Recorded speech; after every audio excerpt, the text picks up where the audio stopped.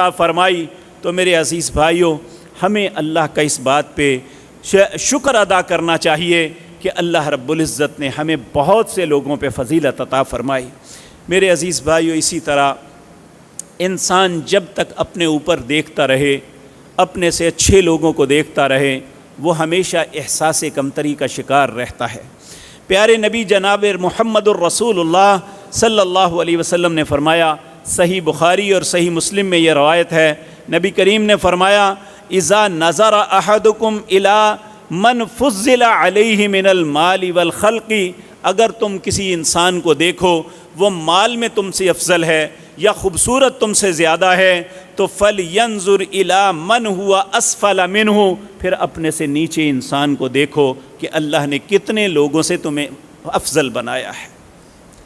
تو میرے عزیز بھائیوں، اگر اللہ نے آپ کو جہاز دیا ہے تو آپ دیکھیں کہ گاڑی والا، اگر گاڑی دی ہے تو جہاز والے کو مت دیکھیں، اسے دیکھیں جو موٹر سائیکل پہ چل رہا ہے۔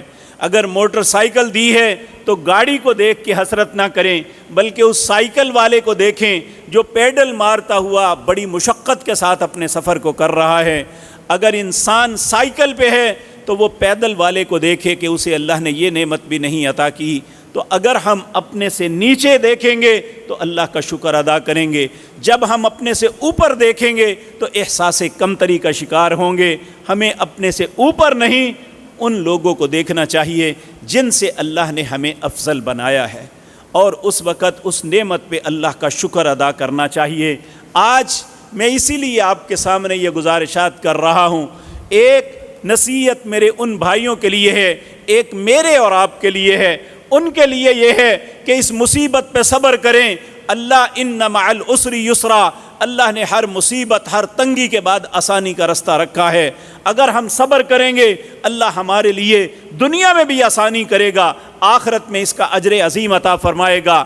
اور اللہ نے ہمیں اگر ان مصیبتوں سے، ان تکلیفوں سے، ان آزمائشوں سے بچا کے رکھا ہے تو ہمیں اللہ کا شکر ادا کرنا چاہیے، تاکہ اس نعمت کو زوال سے بچا لیں جو اللہ نے ہمیں عطا کی ہے، اولاد کی صورت میں، مال کی صورت میں، کاروبار کی صورت میں۔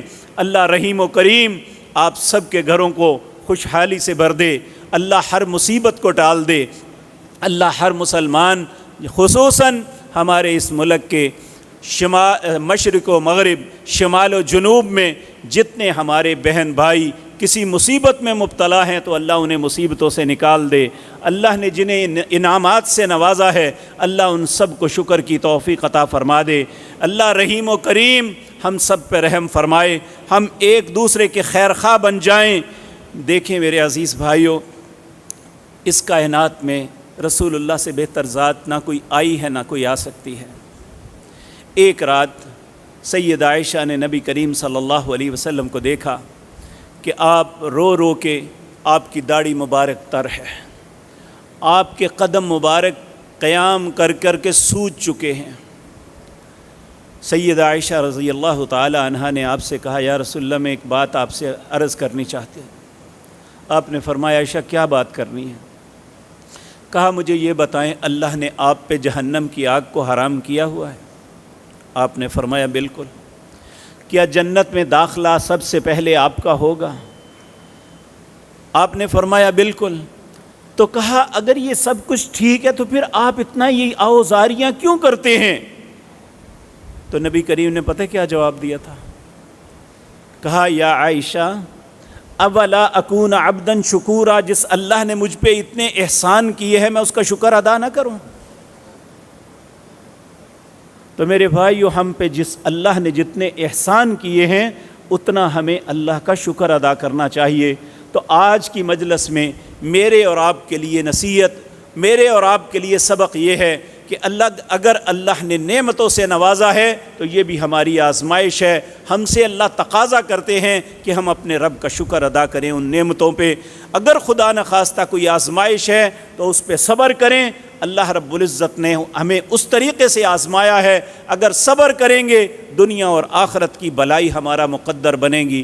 اللہ رب العزت ہمیں مصیبتوں پہ صبر اور نعمتوں پہ شکر ادا کرنے کی توفیق عطا فرمائے۔ اقول قولی ھذا واستغفر